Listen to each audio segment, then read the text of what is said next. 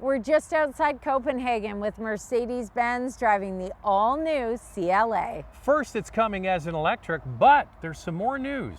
Stay tuned. Oh, geez, I almost walked right in front of it. Let's see if we can feel it shift. We did at higher speeds. Oh, it's actually got a pretty good sound to it. Well, that's all This piped is in. Yeah, it's all piped in. This is the 250 plus, so it actually has less horsepower than the all-wheel drive model, but it was pretty good. I just turned off the bing bong. Yeah. In Europe, if you go anywhere near the speed limit, the car starts freaking out. It's new legislation and we don't like it. We don't like the bing bong. Okay, so let's get into what's going on, because I did mention it's got a 2-speed sort of transmission in the rear drive unit. Yeah. We're in the CLA, we're in Denmark. Andrea, what's under the floor of this thing? Well, it has an 85 kilowatt hour battery. There's 2 options: rear wheel drive, which is the 250 plus, and all-wheel drive, the 350 model. The 350 all-wheel drive has up to 771 kilometers, 479 miles of range, and the 250 plus rear-wheel drive, 791 kilometers, 492 miles. Now, these are preliminary estimates based on the European test cycle. So the one that we're driving today is the 250 plus. It has 268 horsepower, 247 pound-feet of torque. The 350 has 348 horsepower, 380 pound-feet of torque. The CLA 250 plus goes from 0 to 100 kilometers an hour in 6.7 seconds. That's 0 to 60 in 6.6. The 350, 0 to 100 in 4.9 seconds, 0 to 60 miles an hour in 4.8. Now, there is a mild hybrid coming. The US will be getting it, possibly in Canada. We are hoping. It's going to have a 1.5 liter turbocharged 4-cylinder with a 48 volt mild hybrid system.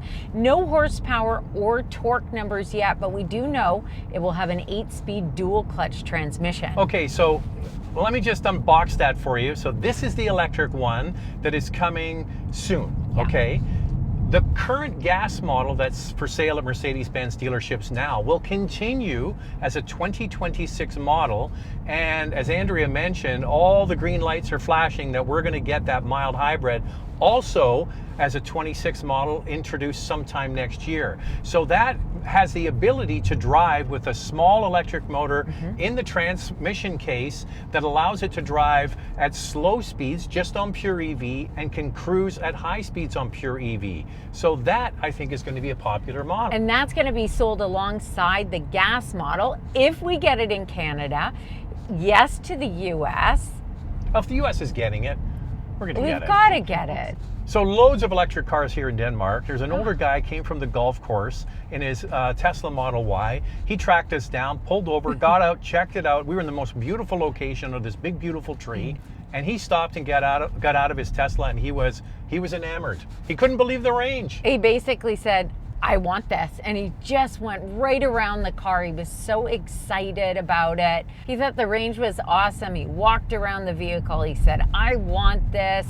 Can I get it now? And we said, yeah, pre-orders are open in Europe. Interesting thing, I was reading actually a bunch of articles. I think my phone listens to me, Andrea, and knew we were coming here to Denmark to drive the CLA, because I all of a sudden had all these CLA articles pop up. And these articles were all talking about how successful the pre-orders for the CLA have already been throughout the European market. They've added a 3rd shift to the factory to make more of them. So obviously they've caught on to something with this car. The public seems to, in Europe anyway, like it. I think now that you're getting a chance to see it, you'll be impressed with the technology, the range, and a whole bunch of things. And I kind of like the way that it drives. Oh yeah, I really like the way that it drives. Refined, it feels smooth, plenty of power, even with this 250 plus model, which is typical of an EV. I mean, you're just gonna go when you accelerate. And I think for most people, you know, just driving around the city, highway driving, passing power, you're gonna find that this is just terrific. And I like the size of it. Also, The brakes are good, not mushy in any way. You know, we have the navigation going, and you know when you go off and you don't follow the route, it will get you back on route. Well, Mercedes-Benz kind of went off route with the EQ models. They brought out the EQS, the EQE. They brought out a bunch of them, and they missed the mark. And congratulations to Mercedes-Benz for listening to customers and coming back en route with what people want. They want their EVs to look like regular cars. Mission accomplished. And I think that this is the right path for them moving forward. Consumers are tired of weird looking EVs. They want an EV to look like a gas model, and Mercedes-Benz has definitely achieved this. I mean, they learned that the EQ model just wasn't as successful as they had hoped to. The regen braking, there's 4 levels. I like normal, but there's also an intelligent one where it monitors the road ahead, so if cars are stopping, it starts to slow you down. I like that one. It just doesn't feel jerky in any way. Yeah, so back to that point I was just making. So they've listened. They're bringing this as a pure EV, and they're bringing it with a mild hybrid system. Yeah. That's what people want. Pick your poison. The CLA uses a new generation battery with high energy density, reducing its carbon footprint. It has a drag coefficient of 0.21, and it gets the 800 volt architecture, which is nice. So you're going to have those fast charging times on the road, and we're going to get into that, all those details coming up. I just to steal a little thunder, Andrea. Our PR rep from Canada said that they're installing their own super high-speed chargers in Canada. Yep. That's going to be great.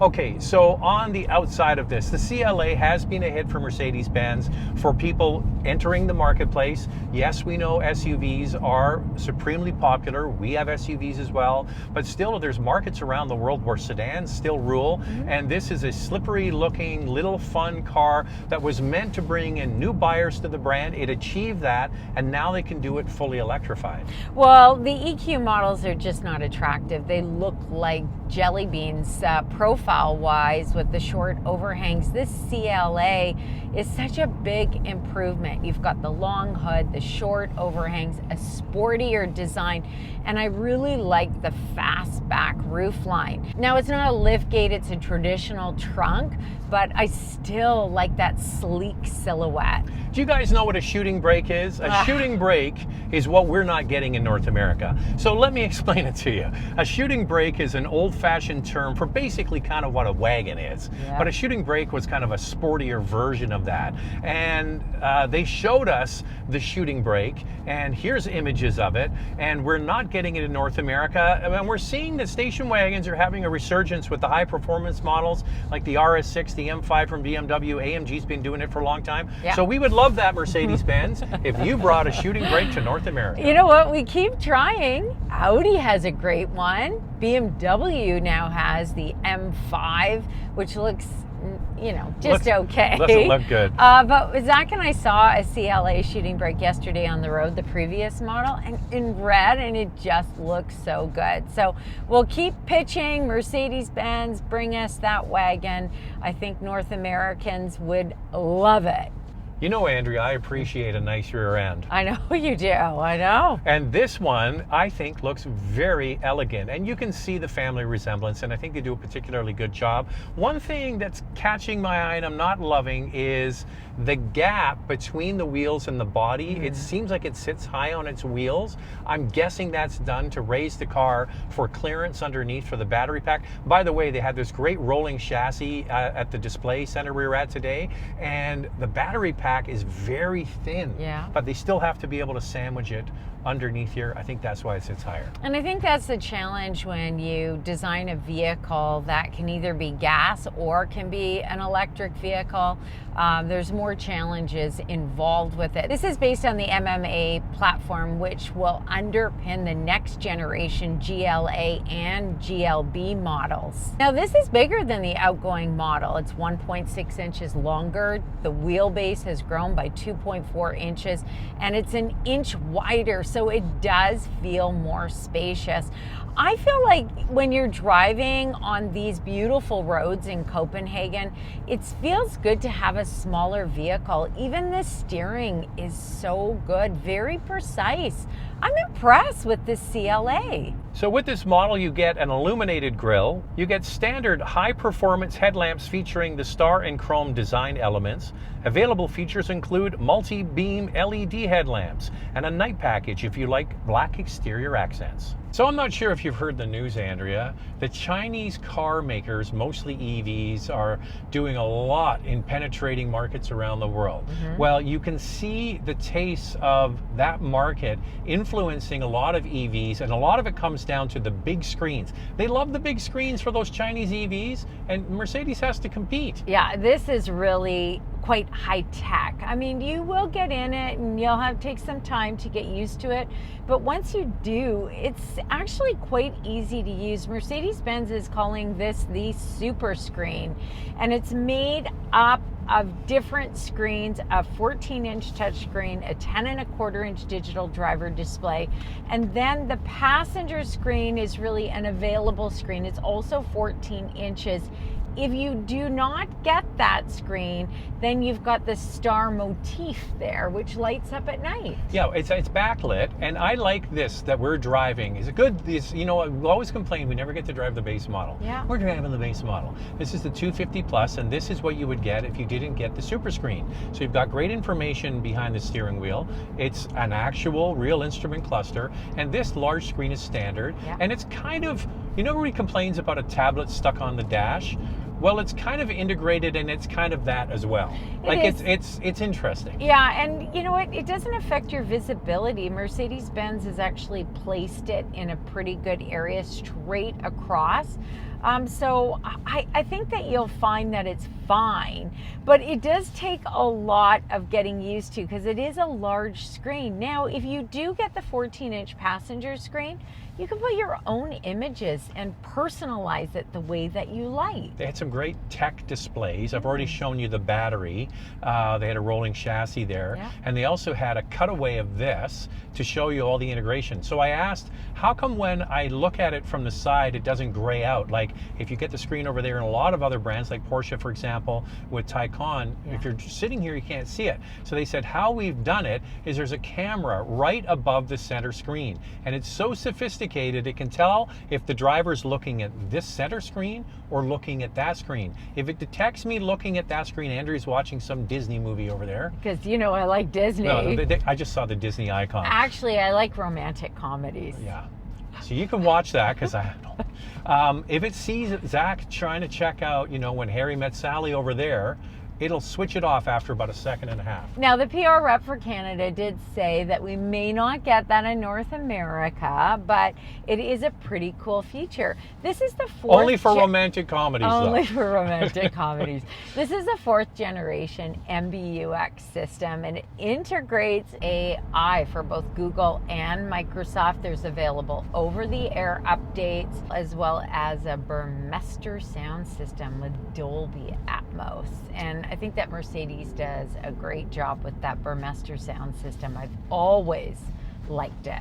Okay, so you want choice? They've got choice. So many different colors, textures. They've got cloth, they've got leather, they've got artificial leather, and you can pick all different colors. I like this two-tone white and black. I think it's really nice. Sporty. They're trying to give it a sporty feel, a sporty look. And that's the whole thing with this car. It's an entry level for the brand, trying to get new, younger buyers behind the wheel of a 3-pointed star, and that's what's going to get people in. So you've got new tech in the dash, a sporty looking car on the outside, minus the wheel gap, and nice looking interior. And we spoke to one of the designers, right? I was just going to say, we spoke to one of the designers and we said, I'm so happy to see that there's not much piano black in here except for the screen. And she said, we are done with piano black. We're trying to use different textures and different materials in our vehicles now.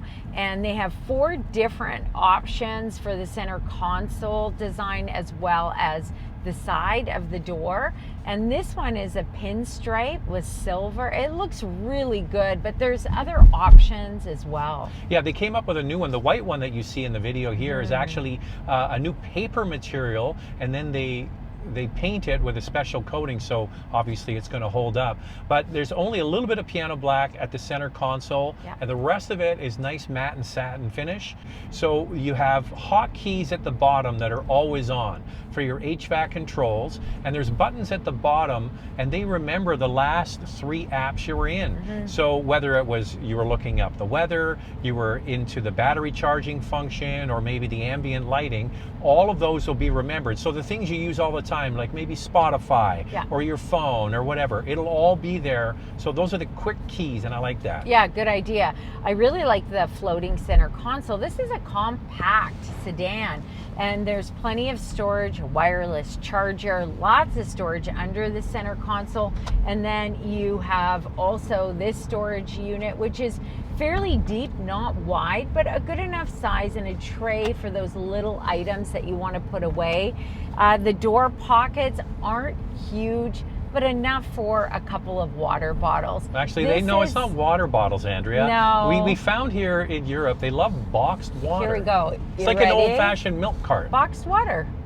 I don't love it. And what about this roof? So it doesn't open though? No, it's just a fixed panoramic glass roof. Now, we don't have the specs for the North American market yet, so we can't tell you what those standard features are, but we do know in Europe that this is a standard feature. Also, USB-C ports within the vehicle. There's 4 in total for the European market. Heated comfort seats. This model, I think, must have a package in it because it does have a heated steering wheel. Well, you're going to get a heated steering wheel in Canada for sure. For sure. You can't sell a luxury car in Canada without a heated steering wheel. And you just have to think about competition, Andrea. Competition proves to be the greatest catalyst for getting things done. So when you have competition, whether it's the Chinese or it's Tesla, Mercedes-Benz had to course correct, as we said, and come up with products that people are going to want, and they're going to want this. And these seats really cradle your body. Like, we're going on a twisty road right now, and it just feels so comfortable and stable. Plenty of thigh support. These are nice long seats with lumbar support. Mercedes-Benz has done a very nice job with comfort level in this cabin. Well, this has always been a sporty, fun, compact car. When you get in, you notice right away that your knees sit higher than your backside. It's a very sculpted seat, but that also provides pretty good leg room, not bad headroom. Your bum is sitting down on quite comfortable seats. It's pretty comfortable in the back seat. The CLA has an overall length of 185.9 inches. Front row legroom is 42.2 inches, lots of space, which is almost half an inch larger than the previous model. There's also more headroom in both the front and second row because of the higher roof line. Second row legroom is 33.6 inches, which is a little bit smaller than the outgoing model. Lifting up the power operated trunk on this model, we have all our camera gear and bags and stuff in the back. You can also fold down the rear seats. That's pretty clever. What's the trunk space like? Trunk space is coming in at 14.3 cubic feet, and it has a frunk. Not huge, but nice to see a frunk, 2.5 cubic feet. Well, this is where we usually do our vital stats, where we have pricing, but this car has not officially been announced with pricing and all the different trims for the North American market, so this is what they call a long lead. What we do know is it's running on the new 800-volt architecture, so let's get into all of the charging. The CLA comes equipped with a CCS to NACS DC fast charging adapter. With a DC fast charger with charging speeds up to 350 kilowatt, the 250 Plus can add up to 325 kilometers, 202 miles in around 10 minutes. If you get the 350 model, you get up to 314 kilometers or 195 miles of range. Now, as we mentioned earlier on, these numbers are all based on the European test cycle. The EPA numbers will come closer to the on-sale date. You can also do bi-directional charging. Mercedes-Benz offers a warranty of 4 years or 80,000 kilometers, 50,000 miles. All right, it's time for a lightning round. Two things we like to see improved. I really like the performance this offers, and I'm so happy the brakes aren't mushy. We just did two. I know.